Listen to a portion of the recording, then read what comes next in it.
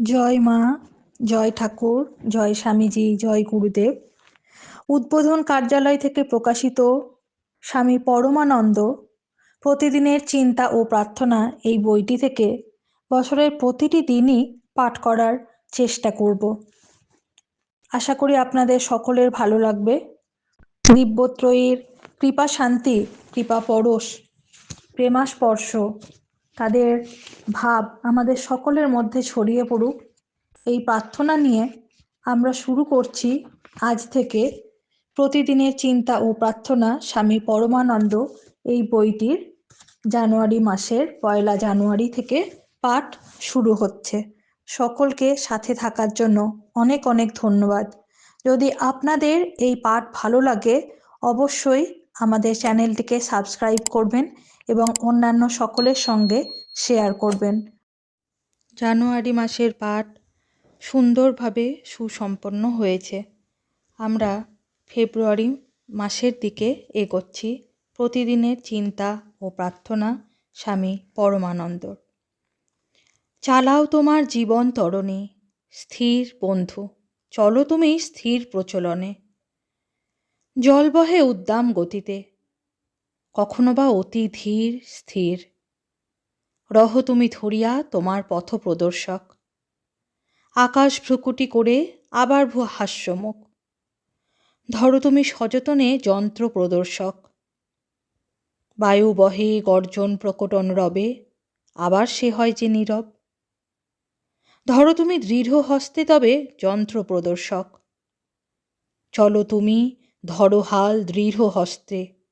স্থির গতি ধীর গতি হও অগ্রসর। ফেব্রুয়ারি স্থির সংকল্প।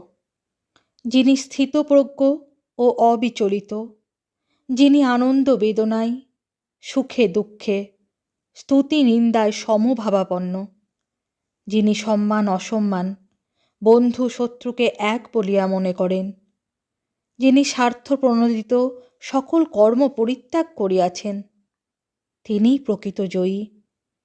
এবং যিনি গুণাতীত হইয়া অচলা ভক্তির সঙ্গে আমারই সাধনা করিতেছেন, তিনিই সত্যি সেই পরম পুরুষের সঙ্গে যুক্ত হইতে পারিবেন। ভগবদ্গীতা।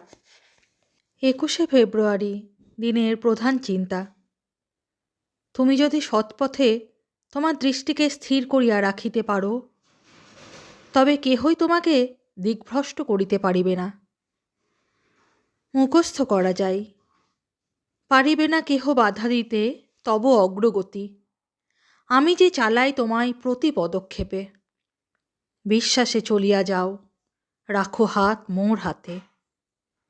অমঙ্গল রহে না সেথায় আমি যেথা আছি। করিও না ভয়, আশ্বাস পাইবে মোর কাছে।